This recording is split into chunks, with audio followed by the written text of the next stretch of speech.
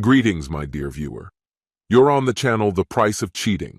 The channel is for those who appreciate traditional family values and condemn adultery. So be sure to subscribe to the channel. Let's get started. Dreams don't come true by chance. They're built with persistence and hard work. My name is Kevin, and for nearly 2 decades, I've run a small car repair shop and car wash on the outskirts of town. What started as a humble business venture gradually became my life's work. Each engine I fixed, every dent I smoothed out, felt like more than just a task. It was a step toward something lasting. Over time, my shop became a reflection of my grit and determination. This wasn't just a job to me. It was my passion brought to life. From a young age, I'd been captivated by cars, enthralled by the challenge of diagnosing and fixing mechanical problems. Watching a customer's face light up when their vehicle ran like new again made every late night in the garage worth it. The business grew steadily, providing enough income to support my family and give us a stable, comfortable life. My wife, Hannah, was the cornerstone of that life, 10 years younger than me, but undeniably the most important person in my world. When I met Hannah, she was still searching for direction in her life. Her bright eyes and boundless determination immediately caught my attention.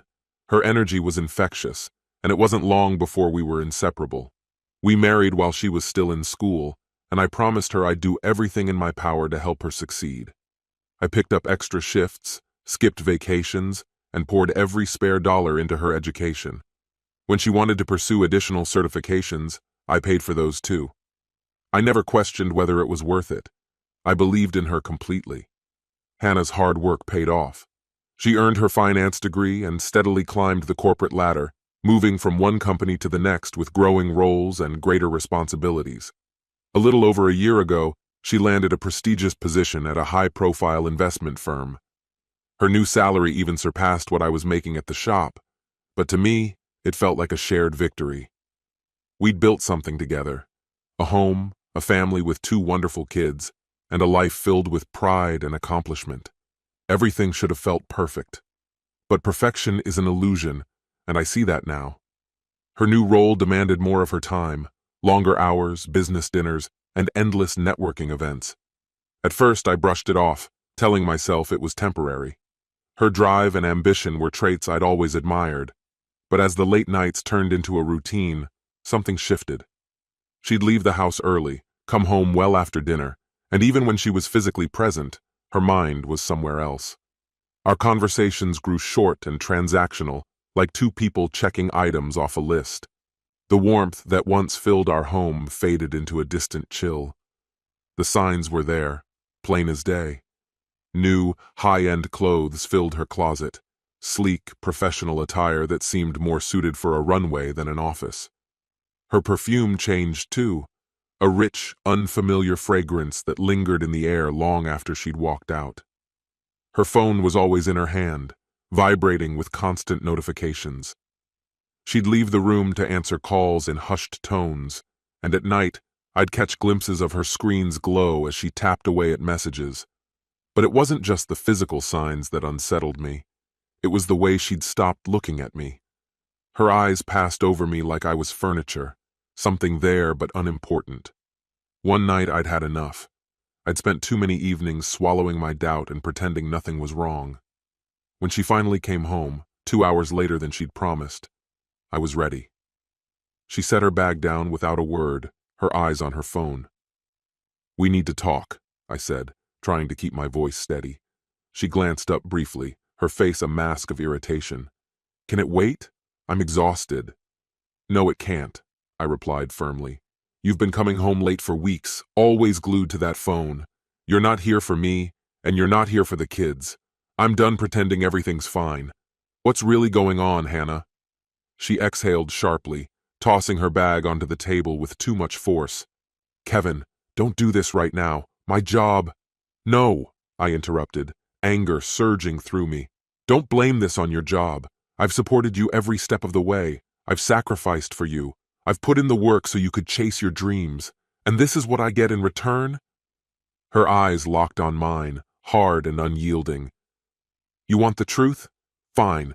I'm seeing someone else." Her words hit me like a sledgehammer. "What?" I choked out, barely able to believe what I'd heard. "I'm having an affair, Kevin," she said flatly, her tone colder than I'd ever heard it. "It's with Christopher, my boss." I staggered back as if I'd been physically struck. How could you do this? To me? To our family?" My voice cracked as the weight of it all came crashing down. Her expression didn't change. If anything, it hardened. "I've changed, Kevin. I'm not the same person I was when we got married. I've grown. I've moved forward. You're still standing in the same place." "Standing still?" I echoed, stunned. "Yes," she shot back. "Look at you, covered in grease, wearing those same grimy clothes from the shop. Do you know how embarrassing it is to introduce you to my colleagues? Christopher's not like that. He's polished, he's confident, he's everything you're not." Her words carved into me, each one sharper than the last. I'd given her everything I had, my love, my time, my labor, so she could build the life she'd dreamed of. And now, I was just a source of shame to her. "So, you're embarrassed of me," I said quietly, my voice barely audible. Her gaze was unflinching. "Yes, Kevin, I am. I'm tired of pretending. Christopher's successful. He's respected. You wouldn't understand." I stood there, her words reverberating in my mind. I'd done everything to help her rise, everything to build the life we'd dreamed of. "You wouldn't even have that job if it weren't for me," I said finally. "I'm the one who paid for your education. I'm the one who made it possible for you to get where you are." She laughed bitterly. "And you think that means I owe you forever? No, Kevin. I'm not going to stay trapped in your little world just because you made sacrifices. I deserve more." I'd heard enough. "Then go get it, Hannah," I said, with a resolve I hadn't known I still had. "But you're not going to tear me down to do it. I'm done being your afterthought. If Christopher's the guy you've chosen, that's your call. Just be prepared to live with the consequences. We're finished." Her eyes widened in shock for a split second before narrowing into slits of pure fury. "You think you can just throw me away like garbage?" she spat. "Not exactly," I said, keeping my voice steady. "But I can file for divorce, and I will." Her face twisted with rage, and a curse slipped from her lips. Without another word, she snatched up her purse and stormed toward the door. "I'm leaving," she announced, tossing the words over her shoulder like she'd just claimed a victory. The door slammed behind her, its sharp echo lingering in the still air. Silence. It settled over the house like a heavy fog, and for a moment, it felt like everything had collapsed around me. But if there was one thing I'd learned, it was this. I'd never let anyone walk all over me again. The next morning, I headed to the auto shop. Work had always been my escape, a way to quiet the noise in my head, and after last night, I needed it more than ever. There were a few major repairs lined up for the day, and I figured keeping my hands busy would keep my mind from spiraling. When lunchtime rolled around, my crew headed out, leaving me alone with an old pickup and a stubborn Bolt that refused to budge. For a while, it was just me, the Bolt, and the faint hum of traffic outside. The garage had always been my sanctuary, until it wasn't. A sleek, high-end car pulled up just outside the entrance.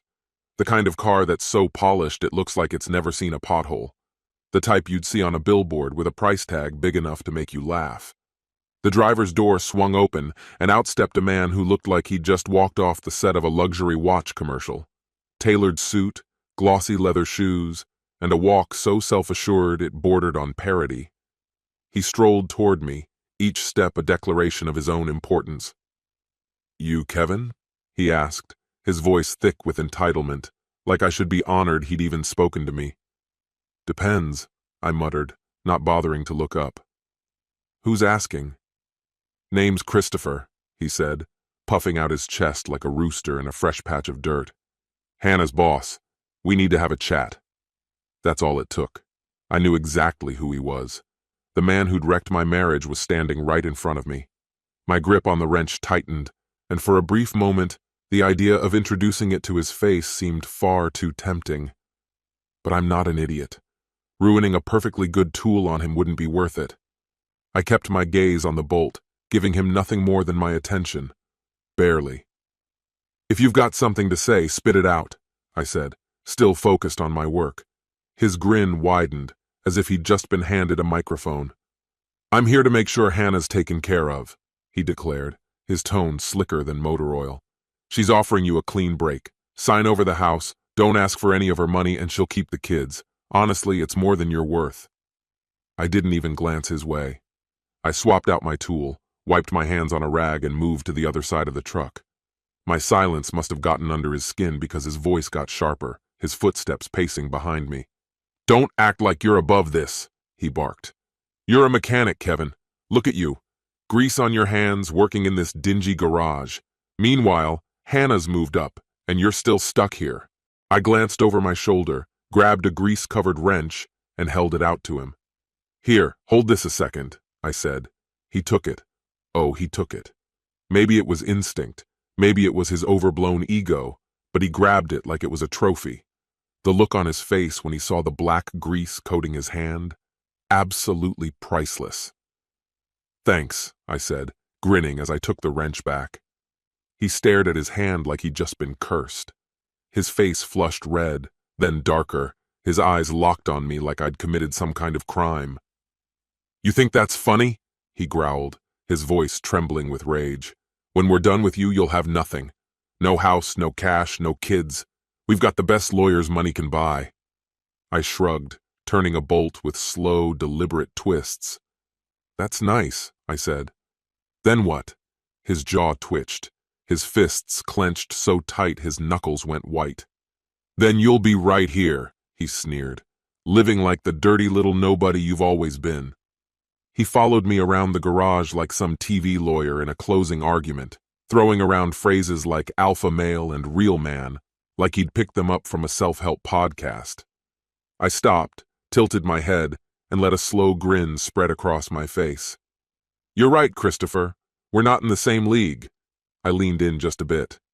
But if that fancy car of yours ever needs a real man to fix it, you'll know where to find me. His face went from red to purple, and for a second, I thought he might pop. This isn't over, he snarled, his voice shaking with barely contained fury. I'm doing this for Hannah, not for you. I'm giving you an out, and you'd be smart to take it. Hold that thought, I said, walking toward the wash station. Need to clean up. He followed, still going on about lawyers and court dates like I'd asked for a seminar. If he thought I was listening, he was wrong. When I reached the station, I grabbed the hose, turned it on, and, oops, the jet of freezing water hit him square in the chest. The look on his face as the icy blast soaked through his suit was a masterpiece. He flailed like a cat shoved into a bathtub. Damn it! I shouted, feigning annoyance. Who messed with the water pressure again?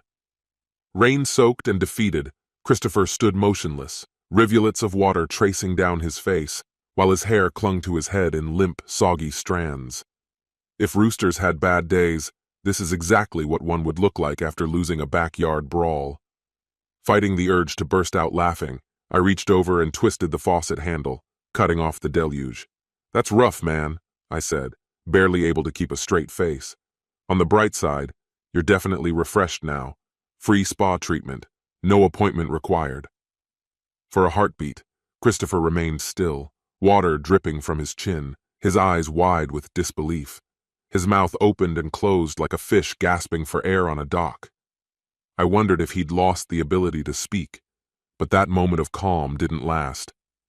Are you out of your mind? He bellowed, his voice ricocheting off the garage walls.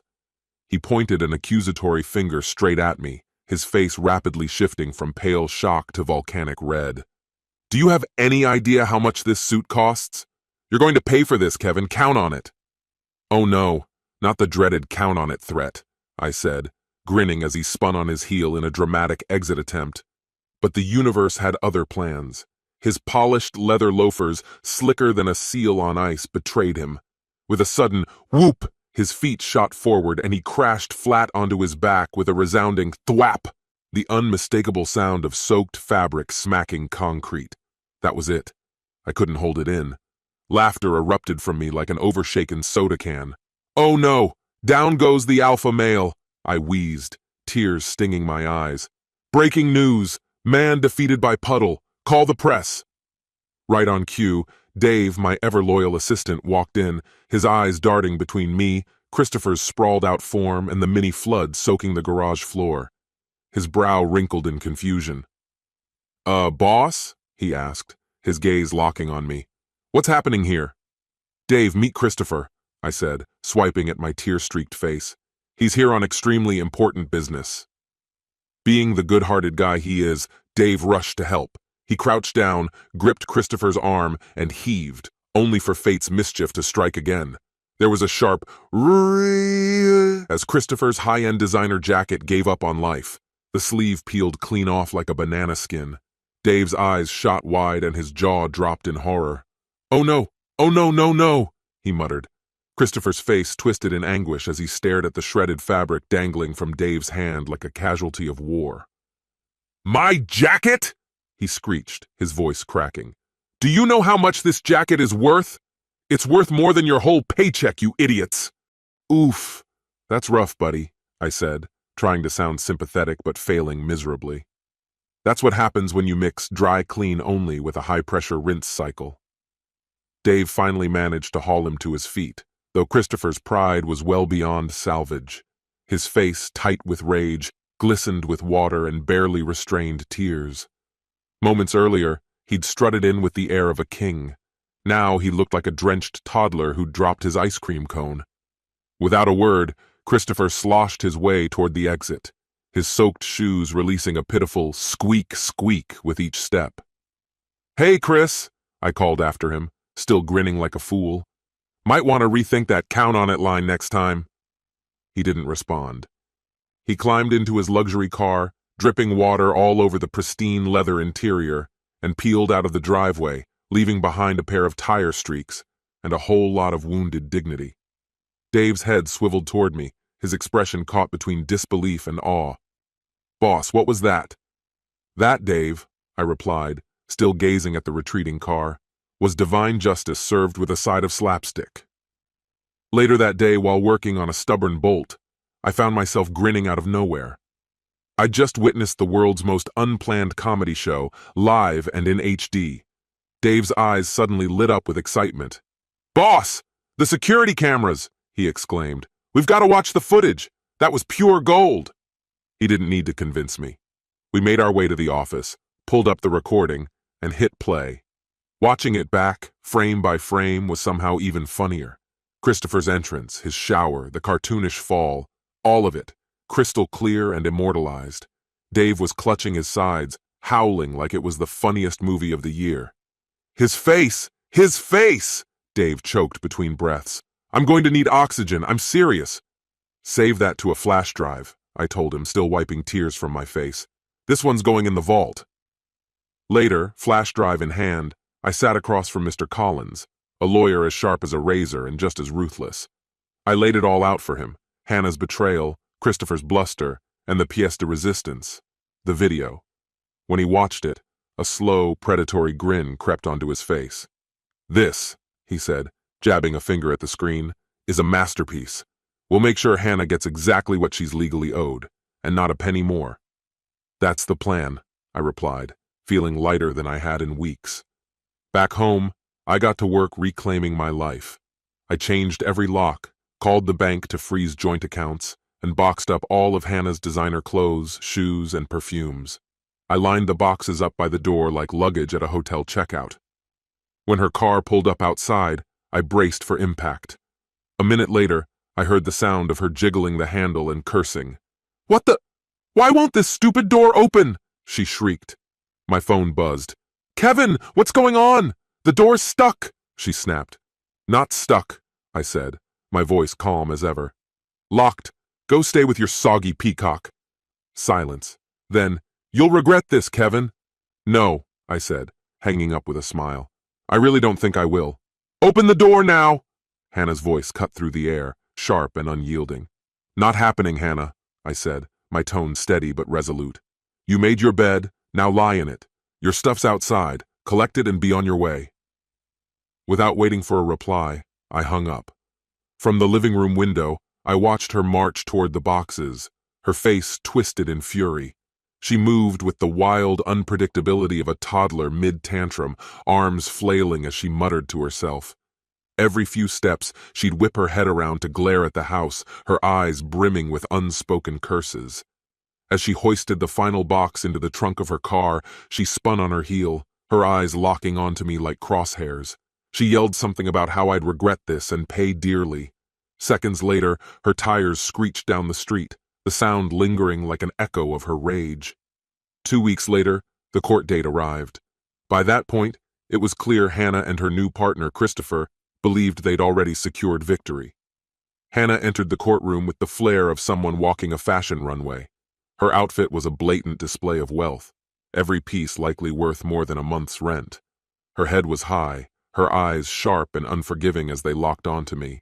Christopher followed close behind, strutting like a rooster in a pen of hens, his designer suit tailored to perfection. He leaned in to whisper something to Hannah, no doubt thinking himself a master strategist. The room wasn't packed, but there were enough spectators to witness the spectacle that was about to unfold. My lawyer, Mr. Collins, sat beside me, his face a mask of calm professionalism.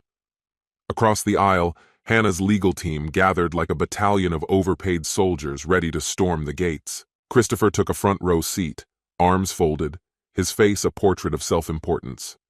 The hearing began with Hannah's attorney spinning a narrative so polished it could have been a movie script. I was cast as the negligent husband, unfit and unreliable. Hannah, meanwhile, was presented as the self-made success who'd outgrown me. Then it was Christopher's turn to testify, and he didn't hold back. He claimed I'd attacked him at my shop, ruining his suit and bruising his dignity. His performance was equal parts melodrama and fiction. I kept my mouth shut. Mr. Collins, ever the strategist, handled everything. "Your Honor," Collins began, his voice even and composed, "we have a piece of evidence that will provide much-needed clarity on Mr. Christopher's testimony." He gestured to the courtroom's screen. With a click, security footage from my workshop flickered to life. The video was grainy but clear enough. Christopher's voice boomed through the speakers as he spat threats and insults. Then came the turning point, the moment he was doused with water from the shop's hose.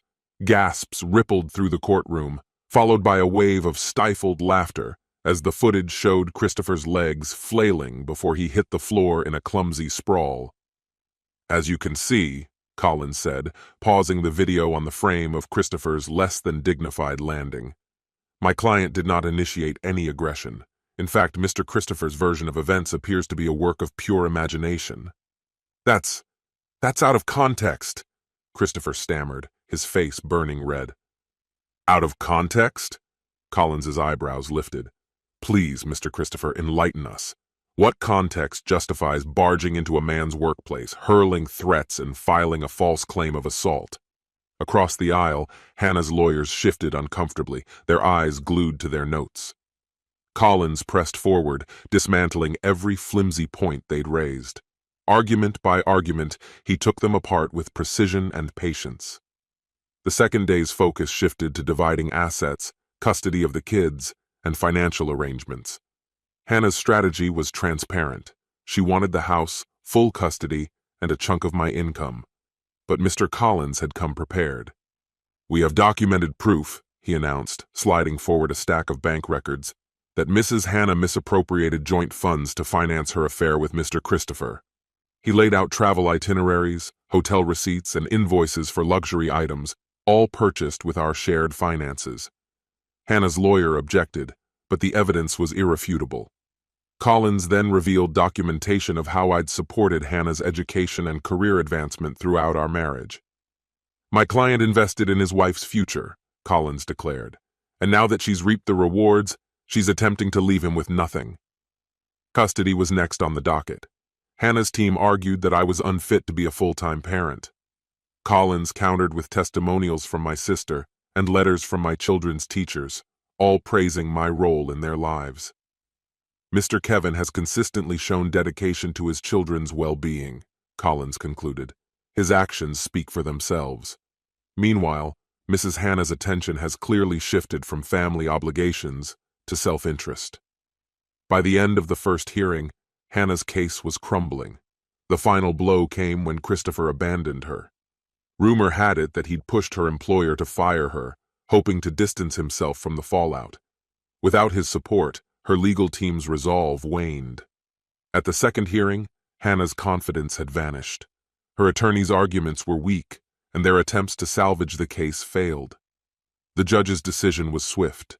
I kept the house, secured full custody of the kids, and retained the lion's share of our assets. Hannah was left with only her personal items and a warning from the judge. As I walked out of the courthouse, the weight on my chest lifted. Hannah had aimed to ruin me. Christopher had tried to break me, but neither had the resolve to see it through. This wasn't just a courtroom victory. It was proof that truth and perseverance triumph in the end. Life after the divorce wasn't easy. The kids were hurt and confused, and I did everything in my power to shield them from the storm. Some days were tougher than others, filled with questions I didn't know how to answer. But we managed, day by day. My machine shop kept my hands busy, and my kids kept my heart full. Hannah reached out a few times looking for closure or an honest conversation. I knew better. She wasn't after peace. She wanted an escape. But every bridge she'd had with me was long burned to ash. She'd made her choices, and now she had to live with them. As for Christopher, his fall from grace was just as dramatic. With the courtroom spotlight gone, his bosses took a hard look at his track record. They didn't like what they found. Fired within months, he became a cautionary tale in industry circles. His name was mud, and no firm would touch him. Sometimes you don't have to chase revenge. Karma's faster than you think. This concludes the story. If you like it, then put your powerful like and subscribe to the channel.